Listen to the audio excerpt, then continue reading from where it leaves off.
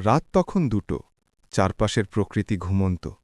আকাশ নিকষ কালো, তাতে তারাদেরও যেন কোনো অস্তিত্ব নেই। সাগরিকা এক্সপ্রেসের শেষ ট্রিপে কলকাতা থেকে দূরবর্তী শান্তিনিকেতনের পথে এগিয়ে চলেছেন ড্রাইভার গোপাল কর্মকার। গোপাল এই রুটের পুরনো লোক। দীর্ঘ ২৩ বছর ধরে রাতবিরাতে বাস চালান। এই রুটের বাঁক, গর্ত আর প্রতিটি গাছ তার চেনা।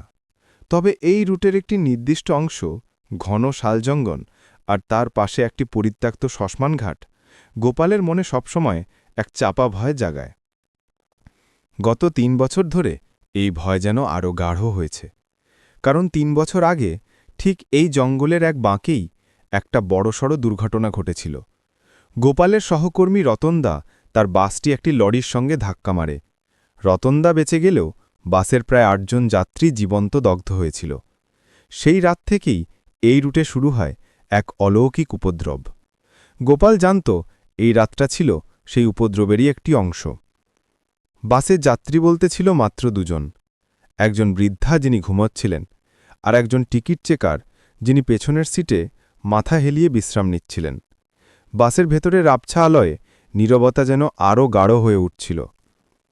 বাসটি যখন শ্মশানঘাট পেরিয়ে জঙ্গলের সবচেয়ে নির্জন অংশে পৌঁছাল, গোপাল তখন স্বাভাবিকের চেয়ে একটু দ্রুত গতিতে চালাচ্ছিল। তার উদ্দেশ্য ছিল যত তাড়াতাড়ি সম্ভব এই অংশটুকু পার করে যাওয়া। কিন্তু ঠিক সেই সময় সামনে একটা গাছের আড়াল থেকে কেউ একজন রাস্তায় নেমে এলো। গোপাল দ্রুত ব্রেক কষল। এত রাতে কে লোকটা? চাপা বিরক্তি নিয়ে গোপাল চেকারকে ডেকে তুলল। গোপালের নির্দেশে চেকার দরজা খুলল। বাইরে তখন প্রবল অন্ধকার। টর্চের আলো ফেলে দেখা গেল একজন লম্বা রোগা যুবক দাঁড়িয়ে আছে। তার পরনে ময়লা কিন্তু শালীন প্যান্ট শার্ট। যুবকটির মুখ দেখে মনে হল সে যেন প্রচণ্ড ক্লান্ত, বা হয়তো তীব্র কোনো শোকের মধ্য দিয়ে যাচ্ছে। তার চোখগুলো অস্বাভাবিকভাবে লাল ছিল। যুবকটি কোনো কথা বলল না। সে নীরবই বাসে উঠল এবং বাসের ভাড়া মিটিয়ে দিল চেকারের হাতে। চেকার তাকে টিকিট কেটে দিল। গন্তব্য শান্তিনিকেতন বাসস্ট্যান্ড। গোপাল পিছনের আয়না দিয়ে দেখল যুবকটি বাসের একদম পেছনের সিটে গিয়ে বসল, যেখানে বৃদ্ধা ঘুমোচ্ছিলেন। যুবকটি বৃদ্ধার পাশ দিয়ে মাঝের সিটে বসল। সে টিকিট হাতে নিয়ে জানালার বাইরে তাকাল। তার চোখ দুটো যেন বাতাসের মধ্যে কিছু খুঁজছিল, বা হয়তো কোনো পুরনো দৃশ্য মনে করার চেষ্টা করছিল। যুবকটি একবারও বাসের ভেতনে বা সামনের দিকে তাকাল না। সে যেন এই পৃথিবীতে নয়, অন্য কোনো জগতে বাস করছে। চেকার গোপালের কাছে এসে ফিসফিস করে বলল, এত রাতে এই নির্জন জায়গায় কেউ নামে নাকি? এর চালচলন যেন কেমন অস্বাভাবিক। গোপাল বলল, ছেড়ে দাও, হয়তো কোনো বিপদ হয়েছে। আমাদের কাজ যাত্রী পৌঁছে দেওয়া। বাস আবার চলতে শুরু করল। গোপাল বারবার আয়না দিয়ে পেছনে যুবকটিকে দেখছিল। সে দেখল যুবকটি জানালার কাঁচে মুখ ঠেকিয়ে বাইরের আলো অন্ধকারের দিকে তাকিয়ে আছে। গাড়ির হেডলাইটের আলো যখনই কোনো গাছের ওপর পড়ছিল, তখনই যুবকের মুখটা এক ঝলকের জন্য আলোকিত হচ্ছিল। আর সেই আলোয় গোপাল স্পষ্ট দেখল যুবকের চোখের চারপাশে যেন গভীর পোড়া দাগ। গোপাল শিউরে উঠল। তার মনে হল যুবকের পোশাকটাও যেন কেমন ছাই রঙের, যেন তীব্র তাপে বিবর্ণ হয়ে গেছে। বাসটি প্রায় ১ ঘণ্টা চলার পর শান্তিনিকেতন বাসস্ট্যান্ডে পৌঁছাল। ভোরের প্রথম আলো তখন সবে ফুটতে শুরু করেছে। গোপাল হর্ন বাজিয়ে যাত্রী নামার জন্য অপেক্ষা করল। বৃদ্ধাটি নেমে গেলেন। চেকার পেছনের দিকে তাকিয়ে যুবকটিকে ডাকল, এই যে দাদা, শান্তিনিকেতন এসে গেছে, নামুন।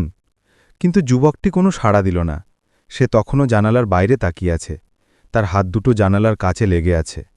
চেকার কাছে গিয়ে যুবকের কাঁধে হাত রাখতে গেল, কিন্তু তার হাত কাঁধের উপর পড়তেই চেকার একটা চরম শীতলতা অনুভব করল। শরীরটা যেন বরফের চেয়েও ঠান্ডা। চেকার চমকে গিয়ে দেখল যুবকের মাথা জানালার কাঁচে ঠেকে আছে, আর তার চোখ দুটো যেন স্থির, প্রাণহীন। ভয়ে চেকারের গলা শুকিয়ে গেল। সে গোপালকে ডাকল, গোপালদা, সর্বনাশ, লোকটা লোকটা গোপাল দ্রুত বাসের দরজা বন্ধ করে পেছনে সিটে গেল।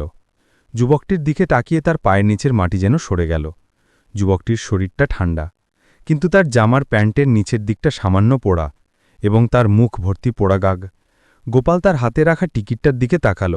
সেখানে গন্তব্য লেখা শান্তিনিকেতন বাসস্ট্যান্ড। ঠিক সেই সময় একজন স্থানীয় পুলিশ অফিসার বাসে উঠলেন। তিনি গোপালকে বললেন, গোপালবাবু, আপনাদের তো এই দিকে আসার কথা নয়। আমরা খবর পেলাম গত পরশু রাতে এই একই রুটে একটা পুরনো বাস অ্যাক্সিডেন্ট করে পুরো পুড়ে গেছে। বাসের ৮ জন যাত্রী মারা গেছেন। তাদের দেহ এমনভাবে পুড়েছে যে শনাক্ত করা যায়নি। অফিসারটি যুবকটির দিকে তাকালেন। এই লোকটাকে? এই বাসের তো মাত্র ২ জন যাত্রী ছিল। গোপাল তখন কেঁপে কেঁপে তার রাতের দেখা দুর্ঘটনা স্মরণ করল। সে দ্রুত যুবকটির টিকিটটা অফিসারকে দেখাল। টিকিটটি হাতে নিয়ে অফিসার দেখলেন টিকিটটি পুরনো, ভাঁজ করা, আর তার চারপাশে যেন আগুনের হলকা লেগে আছে।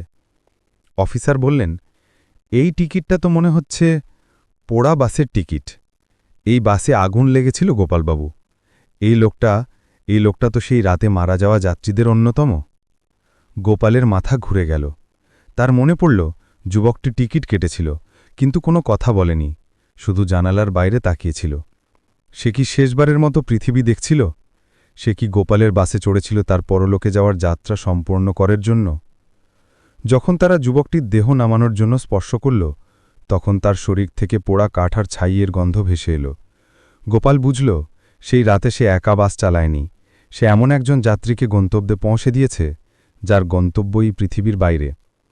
রাতের অন্ধকারে নির্জন পথে এমন অলৌকিক যাত্রার গল্প যদি আপনার মনে শিহরণ জাগিয়ে তোলে, তাহলে এই ধরনের আরও গা ছমছমে রহস্যের গল্প শুনতে আমাদের চ্যানেলটি সাবস্ক্রাইব করে যুক্ত থাকুন।